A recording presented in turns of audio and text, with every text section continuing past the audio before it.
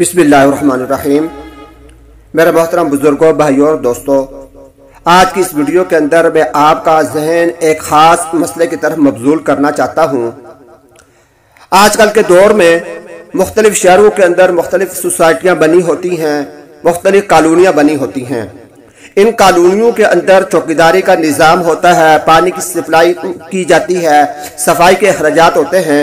इन चीज़ों के अखराजात पूरा करने के लिए उन सोसाइटियों के अंदर, उन कॉलोनियों के अंदर फी घर कुछ पैसे ले लिए जाते हैं और उन पैसों से ये सारे के सारे अखराजात, इन चीज़ों को पूरा किया जाता है।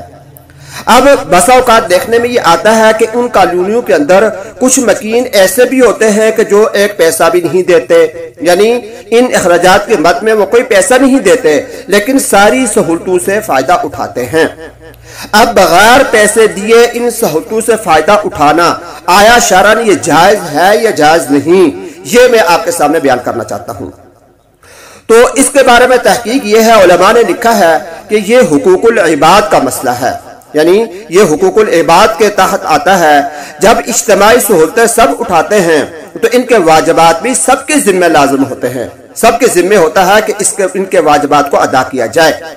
इनमें अगर कुछ लोग वाजिबात अदा नहीं करते तो गोया दूसरों का माल नाहक खाने के वबाल में मुब्तला हैं। ये दूसरों लोगों का माल खा रहे हैं जो सरासर हराम है और क़यामत के दिन इनको इसका जवाब देना पड़ेगा।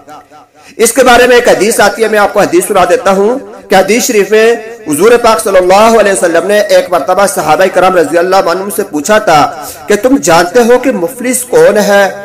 सहाबा ने अर्ज किया कि हमारे यहाँ तो मुफलिस वो शख्स कहलाता है कि जिसके पास पैसे ना हो।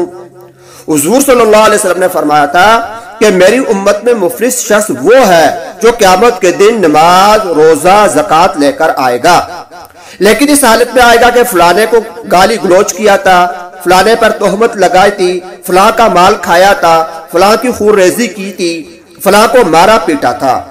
अब इसकी नेकियां उन लोगों को दे दी जाएंगी, यानी जिसके हुकूक इसने जाया किए थे तो इस इंसान की नेकियां उनको दे दी जाएंगी। बस अगर नेकियां खत्म हो गई मगर लोगों के हुकूक अदा नहीं हुए तो हुकूक के बकदर लोगों के गुनाह इस पर डाल दिए जाएंगे और फिर इसको जहन्नम में फेंक दिया जाएगा। इसलिए मुसलमान को चाहिए कि क़यामत के दिन ऐसी हालत में बारगाह इलाही में पेश हो कि लोगों के हुकूक इसके जिम्मा न हो, वरना आखिरत का मामला बड़ा संगीन है। तो इसलिए इन कॉलोनियों में रहने वाले ऐसे मकीन हजरात जो इन जरूरियात के लिए पैसा खर्च नहीं करते लेकिन इन सहूलियात से फायदा उठाते हैं, उनको चाहिए कि अपने उलमा से इस मसले की वजाहत कर लें, समझ लें। और अगर इन सहूलियात से फायदा उठाते हैं तो जो उस सोसाइटी वालों ने जो कुछ तय कर रखा है, महाना जितनी रकम तय कर रखी है, वो उनको देना चाहिए। अगर ऐसा नहीं करेंगे तो ये गुनाह कबीरा के मुस्तहिक होंगे, उनको गुनाह कबीरा होगा और ये हुकूकुल इबाद के ज़ाया करने के मुतरादिफ होगा। अल्लाह तबारक व तआला हम सबको शरीयत पर अमल की तौफीक अता फरमाए।